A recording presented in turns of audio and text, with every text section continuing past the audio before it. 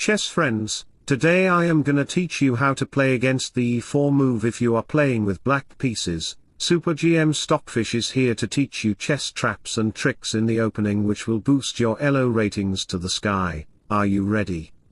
Before moving on, let me show you your today's chess puzzle. Solve it and answer me in comments. Let's see how many of you can solve this puzzle. White starts off with e4, you should play d5, similar to the Scandinavian defense, but the special move comes after that. In the main line, instead of capturing the pawn, which is common, you should move bishop g4, this is known as the Portuguese variation. This move comes from the Scandinavian defense, but it really stands on its own. I've used this line a lot, especially in fast games, and it works well because black's next moves are simple yet forceful. For white, it's not obvious how to respond. Typically, they might move pawn to f3 to challenge your bishop, or they could play bishop to e2. Let's focus on pawn to f3 first, as it's white's more assertive option. White is targeting your bishop, forcing it to retreat. Next, they aim to secure the pawn at d5 by playing c4, then, you move e6,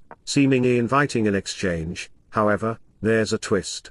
When they take the pawn, you don't take it back right away. Instead, you continue with a gambit approach by moving knight c6. This move focuses on fast piece development and preparing to attack white. Observe that black has 3 minor pieces active in the game, and the black bishop is also prepared to get involved. Meanwhile, all of white's pieces remain in their starting positions. This situation highlights that black is well positioned to initiate an early attack and possibly conclude the game successfully. Now, let's move on to see what your next steps should be. White is likely to capture on f7, as it seems advantageous for them to gain material and expose your king. However, this move actually benefits black by aiding in development. With your king now on f7, your rook can readily advance to e8 in the future, bolstering your attack. Let's look at white's possible moves. They often act to safeguard the d4 pawn, currently under threat from your knight and queen. White might advance the pawn or play bishop e3. We will explore both options shortly. Starting with bishop e2 to e3 for pawn protection, your subsequent moves are straightforward and logical. They're also easy to memorize as they involve simple development. You proceed with bishop b4 check, then after white protects their king, you move your rook to e8. As we touched on earlier, white's earlier pawn trade on f7 actually turned out to benefit black. Now, your rook is highly active on the e-file, attacking and pinning white's bishop. This situation forces white to move their king. Because a move like queen d2 to defend the bishop wouldn't work, black can then deliver a powerful move, queen takes d4, taking advantage of the pinned bishop, and at this point, black is in a winning position. White is overwhelmed by multiple threats. If they opt to exchange queens, their bishop becomes vulnerable. You then threaten knight c2, putting immense pressure on white's position, leading to a likely win for you.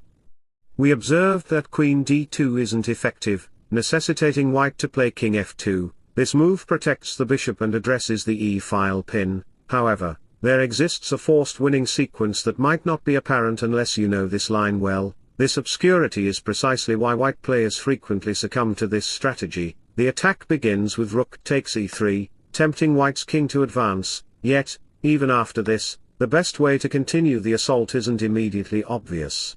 The key move is bishop c2, a masterful play. This aims to divert the white queen away from defending the d4 pawn, and let me share a quote with you. Sometimes things that hurt you most, teach you the greatest lesson in life. If white takes the bishop, then you proceed with queen takes d4 check, and after rook e2, you bring your last piece into the fray with rook e8 check. This sequence puts the white king in a dire situation, facing an imminent checkmate. Rewinding a bit, we see that the situation becomes unfavorable for white right after black plays bishop c2. White can't afford to take the bishop, as black would then seize the d4 pawn. But what if white plays queen d2? At first glance, bishop c2 might not seem to alter the situation much. However, it sets the stage for black's surprising next move, knight g4 check, which appears to sacrifice the knight without cause. Yet, when white takes the knight, black plays queen g5. This move unveils the true intent behind the earlier actions. The move queen g5 not only targets the king but also threatens the queen. putting white's two most valuable pieces in jeopardy. Following a move like king e2, black can play rook e8 check, pushing the white king away. After that, black captures the queen, securing a significant advantage and setting up for a quick checkmate. Now, let's revisit a crucial point in this variation. We've looked at white playing bishop e3 to guard the d4 pawn, yet, the more common approach for white is to advance the pawn, seemingly attacking your knight and appearing aggressive. However, this move is fundamentally flawed, as it actually aids black in advancing and generating threats.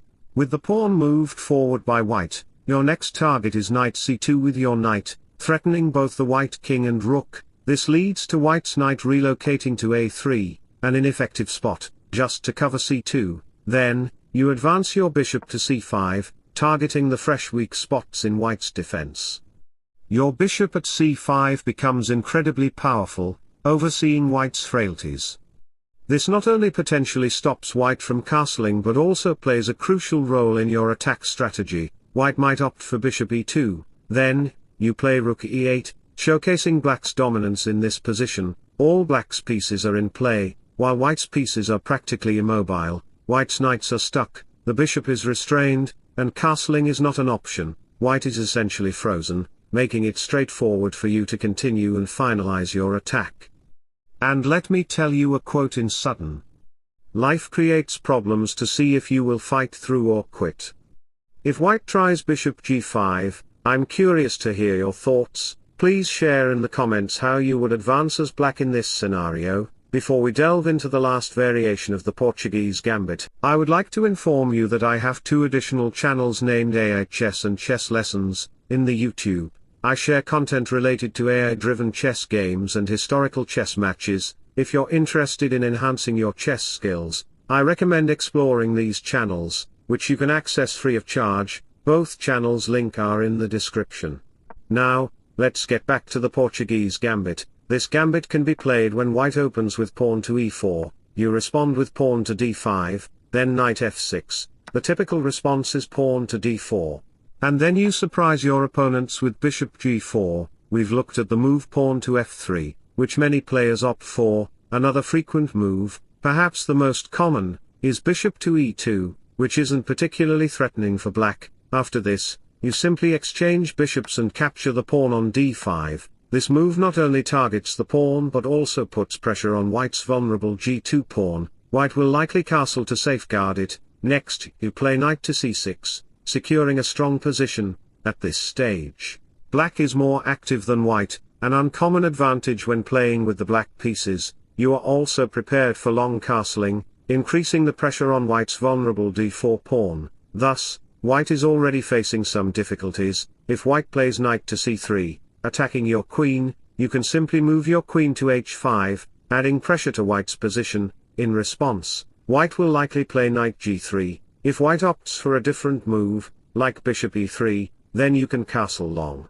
And you'll notice that white's position becomes somewhat uncomfortable. Though the position isn't dire yet, you're set to push e5, attacking the pawn and exploiting the pin. In some cases, placing the queen on h5 allows you to move the knight to g4 and target the h2 square. Everything appears ideal. Rewinding a step, this is why white frequently moves knight to g3, instead of bishop e3, suggesting a queen exchange, and it's completely acceptable for you to swap queens. This leads to a completely balanced endgame with no issues, yet I'd advise being more assertive by playing queen g6. Even though both choices are balanced, queen g6 tends to create more issues for white. For instance, if white plays bishop e3 next, you can castle, and it becomes evident that white's position is somewhat awkward. Although it's not a direct threat, you're ready to move e5, challenging the pawn and utilizing the pin. With the h-file open, you can push h5, h4, putting pressure on the knight and starting an assault on the king's side. White needs to be careful to prevent major issues.